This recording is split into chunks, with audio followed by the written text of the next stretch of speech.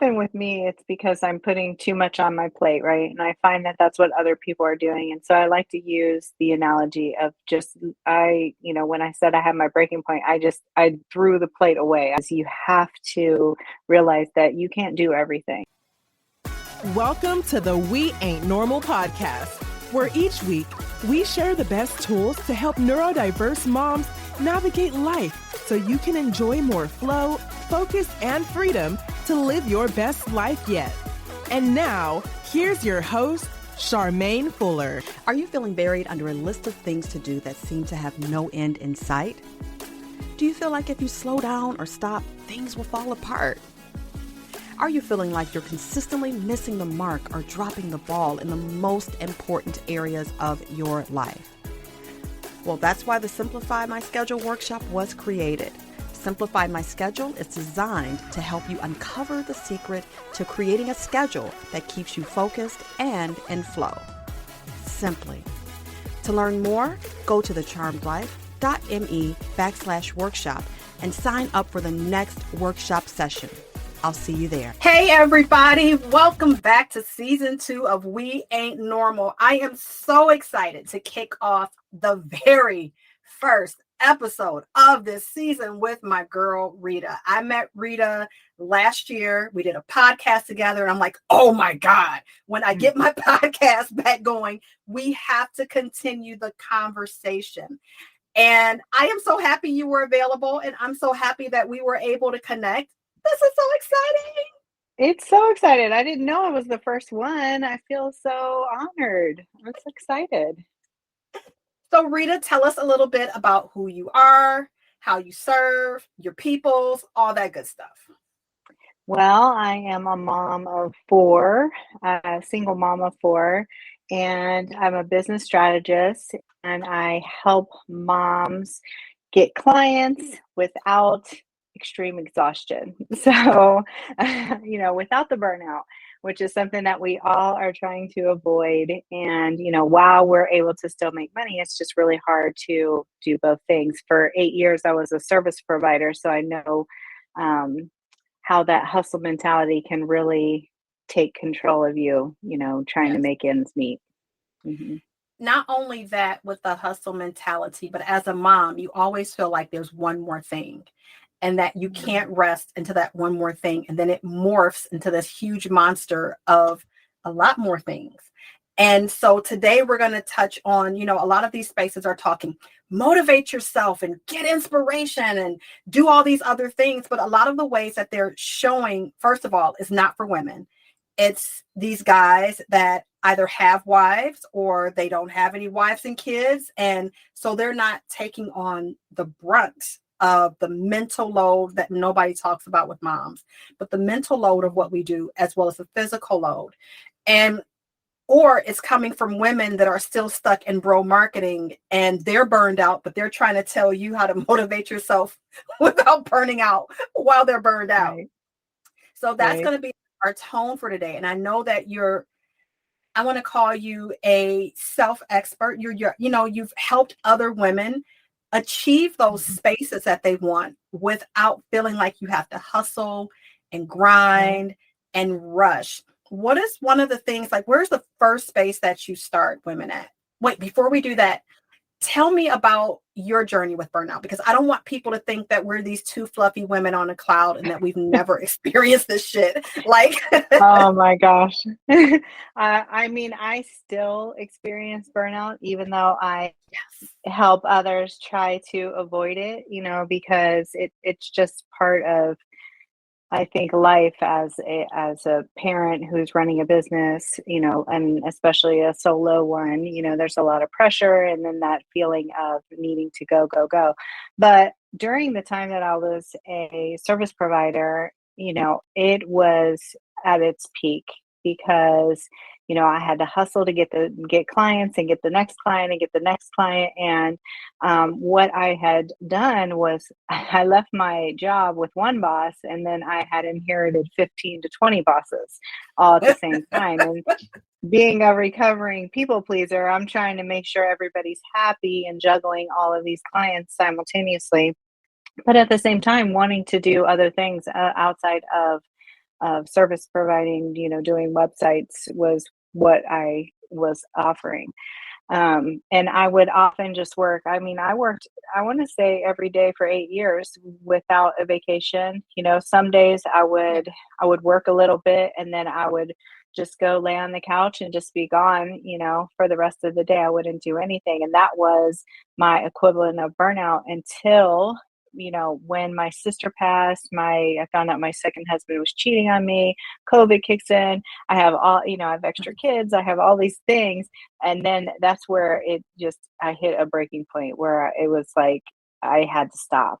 I couldn't do it anymore. So then I had started trying to figure out, like, how can I do this business? How can I do this again, but in a healthier way, in a better way?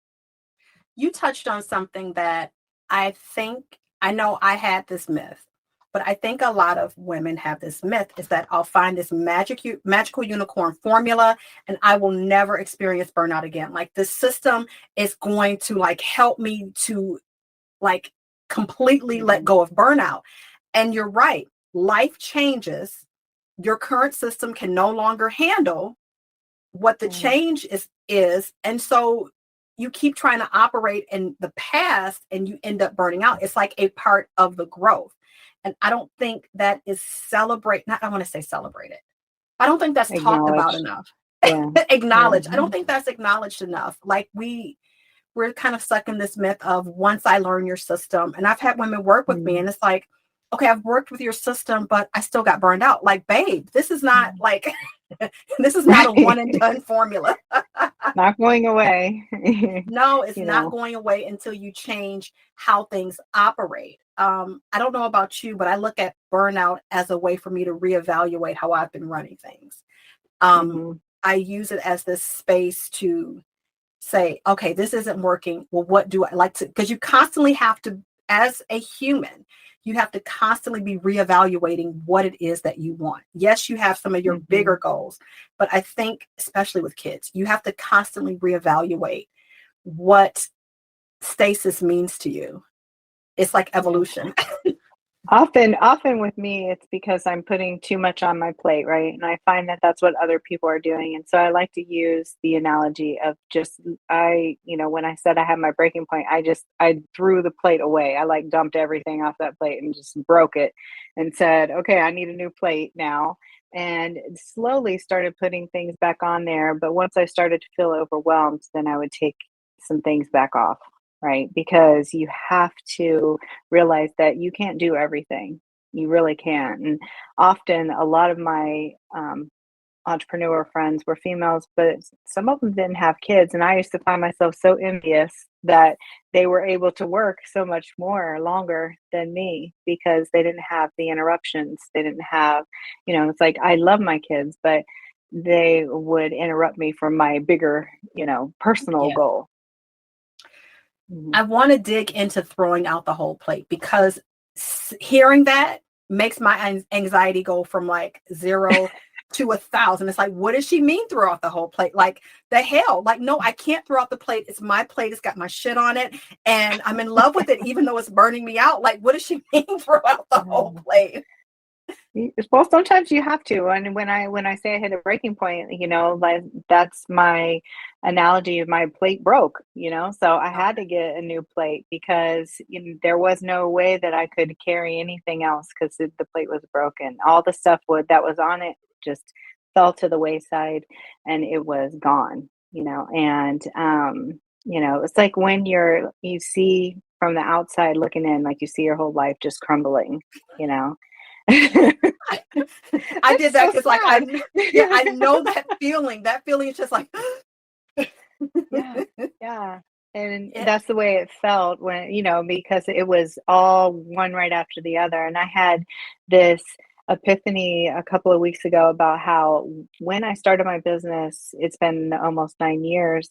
When I started it, it seemed like my personal life started to take these weird trajectories, and I started going and having all these issues, and I couldn't understand, like, why do I have to keep going through this stuff?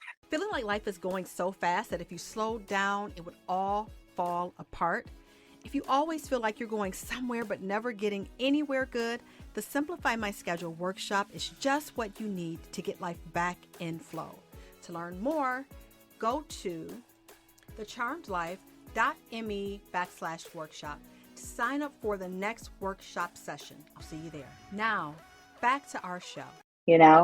And so, it's like there's always a lesson to learn in the issues and the problems that we have, but I just felt like overwhelmed, like there was so much pressure and weight on my shoulders. Did you find that a lot of the pressure came from your own internal self-talk, or was it more external? No, it's from me. It's, and I still being somebody who wants to, be a high performer, who wants to, accomplish. I have all these huge goals, not just big goals, huge, Huge. massive goals, and I just want to make sure that I achieve these goals and make sure my kids have a better life for themselves. So, it's like I put this pressure on myself.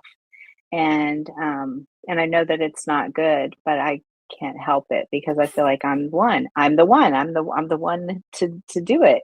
And that's kind of like where motivation goes wrong, right? Because we can motivate, for those listening, I'm doing air quotes, we can motivate ourselves into overwhelm because like you, I feel like I've got to have all these pieces together. They've all got to be right if they're not right. And so then you keep adding another checkbox of something else you have to do. And then sometimes asking for help feels, I don't know about you, but sometimes asking for help feels stupid because it's like, I can do it myself. Like, why would I ask somebody to help me for something that I know how to do?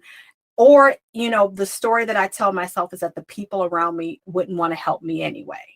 When quite the opposite is true. Once I start communicating with my kids and my husband, it's amazing how much that, even though, because I have a preteen and an adult, even though they can be little snits sometimes, they really genuinely care about if mom can function and if things can get done. And that if I let them in, that even though I'm not giving them all of my shit, they're still in enough to know when to leave me alone, when to make their own dinner. Like sometimes I don't have to say anything because they see, like this week I'm in podcast. I'm doing all this month. Okay, y'all better get some oodles and noodles out the cabinet. Like you need to, you need to My make kids it just work. ask me, "Are you cooking today?" I say no, and then they spread the word. But no, I'm with you. I think that often, we put so much pressure on ourselves that the way to fix it is to just continuously reevaluate. And one thing that I did when I was putting my plate back together, getting my stuff, back in alignment, I made sure that I started getting help. I started delegating tasks that I couldn't handle myself. And I didn't feel guilty about it. I started, I was like, okay, this is good. And started involving my kids in certain things, asking other people because with my children, I never really asked anybody to babysit my kids. I never asked anybody to watch my kids. I never hired a babysitter, like all of that stuff, because I felt like, well, I'm here at home. I should be able to watch my kids, And I think that a lot of moms who have their own businesses feel like that too, right? They feel like I'm here so I can keep an eye on them. And you would feel guilty if you would send them to daycare or something. But I know others who do send their kids to daycare, and I was envious of that. My kids are older now, so I don't have to. But I used to be envious of the fact that they could afford to, that was an expense that they could actually pay for, Yeah. like a benefit. How do you go about getting clarity? Because like we said, each time the plate breaks, we have to have like a methodology to go back and regain that clarity, because sometimes in the muck of it, it's like you can't see anything. And so I found for me that it's helpful to I have like something written out of like kind of my steps. How do you get the clarity back and get the plate back together without all the things on it? Well, I am in therapy now, which I think is, It's paramount. highly recommended, Yes. right?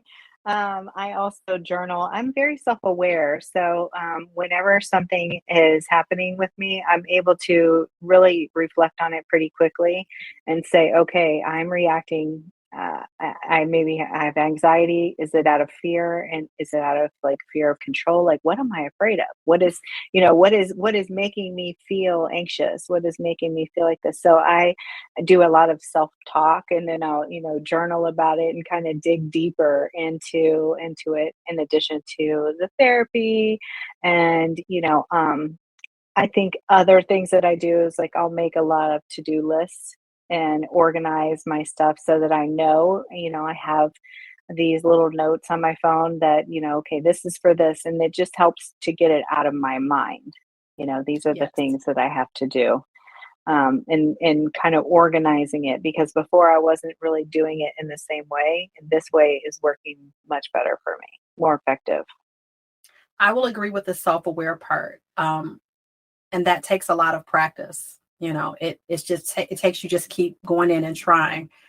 But that self-aware part is just so huge, because you can begin to see, if you're journaling and you're doing some of the things to connect with yourself on a more consistent basis, you'll begin to see that. I also discovered that the more I take care of myself on that level, the longer I go in between burnout. Yeah. Because I'm able to catch it and pivot. And that's like an art form that I wish, our moms would have taught us, but my mom is still in burnout and doing all the things in being nice mode. So I don't know. Yeah. And that's another thing. I think that I don't consider myself nice, because I'm very forward and very blunt about the way that I feel about certain things. And I think that when you are not sharing your feelings, not telling people how you feel, then that can also lead, because you're internalizing how you feel, and then you're second guessing all of the things. And not that you have to be mean about certain things, but you just Right. have to express yourself. There's a way to express yourself clearly without being mean, Yeah. even And to your children, especially to your children. yeah, boundaries with children are paramount. It's so important to say, this is my time. This is our time together. And not feeling guilty about saying, this is my time. Do not bother me during my time unless somebody's bleeding to death or something's on fire. And, and I get it, when your kids are at different ages, that's going to look different. You and I both have older kids that can kind of fend for themselves a little bit. But I started learning this even when they were younger. I hadn't perfected it by no means, because I would still stop being comfortable and go get them. But I at least began to set those parameters up, early. Yeah. Well, and for me, my sons, that I had with them the same. I had set them up to know that when I'm working, you leave me to be. I'm on my calls and stuff. And then when I got my two nieces, I had to start all over, because they thought just because I'm home that I'm here for them, right? That I am available for their Pleasure. I don't know. Yes. Whatever they'd like. They want to come and talk to me about this or that. I'm here, just because I was at home, because that's what they were used to. They were used to my sister being, whenever she was at home, she Right. wasn't working. But now I'm at home all the time, but I'm working also. So Yeah. it was retraining for them to understand that just because I'm here doesn't mean that I'm available to do what you want in the moment right now. Yeah. Yeah, that's so important when it comes to creating that space for yourself and having the clarity pieces together, where when you do begin to feel overwhelmed, you start to put it back together. But then when, like, sometimes you don't catch it because you're so in it. And then when the plates break, having a space for you to go back and get things back together is so important. And motivating yourself from a space of awareness, what it sounds like you're saying, versus from just, I need to do this, I need to do that, and I'm so lazy, how come I can't get these 90 million things done? Giving yourself that space. Like when the plate breaks, don't try to pick all the stuff up off the floor and put it back on your plate. I've done that. And then it's not in order anymore, and you're confused, and then you're even more overwhelmed, and the plate breaks again, and you're like, what is going on? I think that a lot of us entrepreneurs, we feel like we should be doing everything, right? And if Yeah. something in our business isn't working for us, we try to pivot and do another thing. And then we pivot again and we pivot again. What we end up doing is taking ourselves around in circles with our business. Instead, if we would have just stayed here at the first thing, focused on that, then we would have made much more progress instead of going around in circles. And I think that was a lesson that I also had to learn because I was very much, I don't know if you want to consider it a shiny object, but I feel like a lot of entrepreneurs are like that. They're just very reactive, very much, oh, webinars are the thing. Oh, I'm going to try to do that. Maybe I should do this. Maybe maybe that's what I need. And then they'll change up their offers, multiple times in order to accommodate what they think is the thing that they need. And then they get lost. Yeah, I've been guilty of that. Oh my goodness. Well, Rita, thank you so much. This, I think, is going to help a lot of women to be able to release that pressure that they've placed on themselves and begin to look at different ways to get themselves motivated. That it's not just about shiny affirmations and, that's a part of it, but it's not just about those surface things that a lot of us see, but it's also about doing the deeper work. And I know me, I want it microwave too, like Ricky Bobby. Hey, I want it fast. It's got to be fast. And we don't realize sometimes that fast is what gets us into the struggle. And that fast often leaves out pieces that had we just slowed down a little bit. Like you said, thinking that we're behind in something. And now we're adding all this extra stuff to our offer and our audience doesn't even care about that, man. They just care about this one thing. And so having that there is so important. Yeah. I put out a quote the other day that said, people don't buy from you for what you do, it's they buy from you because of why you do it. So they buy for you for that. It's not the thing that they're buying, it's the why. It's the why. It's how it's going to make them feel in the end. Yes. It's not the features. So I want to ask you a parting shot question. What are you reading right now? Oh goodness. Am I reading anything? I love audiobooks more than actual physical books. So that counts. Audiobooks count, articles count. What are you reading? Okay. So actually I do have a book that I've been reading, and it is What Would the Rockefellers Do? And it's about managing your money. And it does this comparison of, how they've been able to sustain their wealth for so long, and compared to another family who had riches, but they kind of squandered it away and didn't invest wisely. And, so the end all is, they put their money in a trust and they live off of the interest that it accumulates. So there's many little stories and things in there and notes about, because again, like I said, I'm trying to create some generational wealth for my children. So I get into a really obsessive mode about, if anything, I want to know how to manage my money more effectively. Yeah. Again, all of this just kind of intermelts together, right? Because like you said, when you start your business and all these little personal aspects, you begin to see the kinks where things weren't all the way stable in your family life. Like my family life started falling apart when I started business. I'm like, what the fuck is going on? Like, I'm like, maybe I should go back. I just want some time and financial freedom. Jesus. It's not a good payoff. It's not a good trade-off. No. You find out you have to fix a whole bunch of other stuff and get a lot of other things. And alignment. I always say that, when you start your business, a lot of shit is going to come up too. It's going to come up and you're going to have to deal with it. And if you don't deal with it, your business is probably not going to be sustainable, right? Because you're not going to be emotionally equipped in order to run your business effectively. Yeah, most definitely. So ladies, this is all encompassing. This is not just, my podcast is not about life hacks. I am so sorry. You are not going to get a life hack.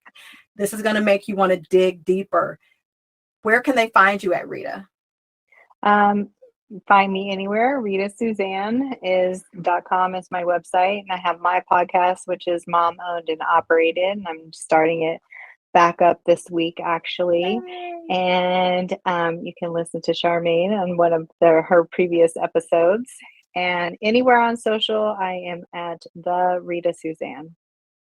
Fabulous. Well, thank you so much. This was what I think is a great kickoff, and to set the bar and to set the foundation that we are just not talking about fluff. We are talking about you creating the space, the real space, to motivate yourself from a more holistic standpoint, and not just on beating yourself up and finding the next thing to do.